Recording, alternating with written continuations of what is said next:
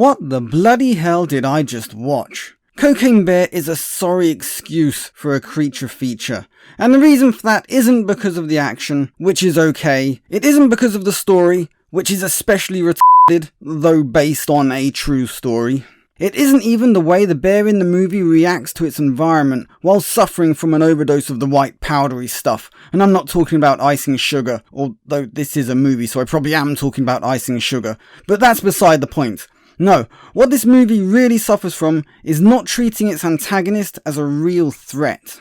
Creature feature movies work because you know that whatever the star is, whether it's a shark, a lion, a crocodile, or even a monkey, in your mind you are already thinking, oh shit, I would hate to be trapped on a sinking boat while a man-eating shark is swimming around it. In your mind you're already feeling the futility of trying to survive in an environment that gives the advantage to the creature. You know that being in a jungle with a tiger is terrifying. You know that finding your way through a swamp with a giant anaconda lurking about is scary. You know that if it wasn't for the steel walls of the car, your lion safari is really just serving up a human-shaped snack to a four-legged freak of nature that can bite your head clean off. The same goes for bears. A grizzly bear in the woods is unnerving as and one of your worst hiking nightmares.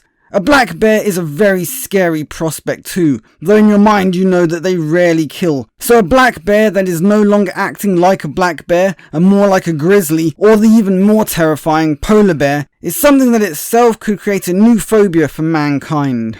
Done right, it should be a great way to introduce a more unexpectedly scary monster into the human lexicon of things that make us shit ourselves. There is even some real-world precedents. For instance, in Canada, 3 boys who went for a hike together were killed by a black bear in one afternoon, each found separate from the others, so they were hunted one at a time, probably while they searched for their missing friends. And don't get me wrong, there are a couple of moments where you can see what this movie might have been, but sadly, it was so interested in being a kind of weird, gross-out 90s, early 2000s comedy that it fell totally flat in the oh shit category. The story is just unutterably dumb. It spends more time making its characters look as though they are just barely intelligent enough to figure out how to walk than it does making the bear look menacing and threatening. Case in point, a mother who is searching for her wayward daughter eventually finds her daughter, hiding in the bear's lair with its 2 young cubs. No, I didn't make up something that stupid myself. It is actually what happens in the film. People climb trees, then realise, oh,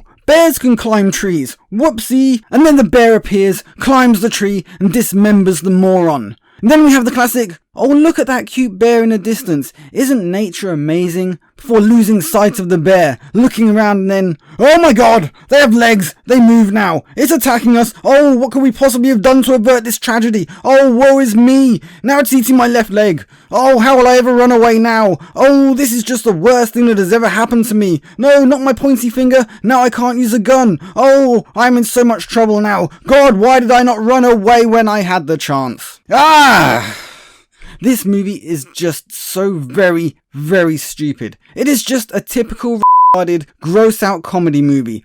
The fact that there is a bear involved is barely relevant. You could swap the bear out any time and replace it with an axe-wielding maniac, or a man with a hook, or a bloke in a hockey mask. The moments when I actually momentarily felt like this is a creature feature movie were few and far between. The rest of the time it just seemed like I was watching Seth Rogen doing his stoner thing and randomly puking on things. And yes, I realise that this is a comedy. In fact, it couldn't be anything else with this storyline. The only places you can find this much stupidity all in one place are in horror movies, where we need idiots because otherwise it would take too long to kill the cast, and on Twitter, where the pink hair brigade go to find solace in the knowledge that they are protected from nasty opinions, and where they can listen to their own inane ideas parroted back at them by like-minded halfwits who would struggle to give a warm glass of water a run for its money in a game of chess. Or at least that's how it used to be, and still mostly is, even with Elon Musk running things. It reminds me of the other creature feature movie released in the last year, starring Dr. Dumb and the daughters Dumb. I mean Idris Elba and some whiny girls. A movie so stupid that at one point Idris Elba tries to save a dying man's life by putting on rubber gloves and giving him a pat on the head. Then he goes on to punch a lion in the face and somehow still has a hand afterwards. Hollywood must not have enough brain cells to write half-decent scripts anymore, because something has seriously gone wrong. And I don't think Cocaine Bear is helped by its choice of director, a woman. Yes, of course it's a woman. Aren't all movies directed by women these days? But not just any woman. This is directed by Elizabeth Banks, a woman who managed to make 3 hot girls fighting crime into the most boring, unwatchable load of drivel this side of She-Hulk. Mind you, the wooden, cadaverous visage of Kristen Stewart is enough to sink 1,000 ships, let alone one badly written movie. Why a studio decided that what they really need is a female director who managed to lose a studio millions and then scream, "Wah! Sexism," when no one wanted to watch her franchise-destroying trash is beyond the purview of common sense. And now, here she is, ready to lay the smackdown on the creature feature genre, ready to take what was the darling of B-movie horror and turn it into a circus, with the exhibits being the monumentally dumb storyline, the actors who could barely keep a straight face, the dialogue which left me wondering if I was having a stroke, and of course, us, the audience, for sitting there and expecting more from modern Hollywood. We know they hate us, we know they think we're idiots, we know they have no interest in delivering anything even resembling our expectations. They just want our money, but they aren't willing to make us the content we want, and would rather grab our arms and slap us with their own hands. Quit hitting yourself! Quit hitting yourself! Which is what happens every time we pay to see things that we know in our heart of hearts are going to be garbage. And as a quick aside, this is a very sad end for Ray Liotta's career. But hey, at least we still have Goodfellas.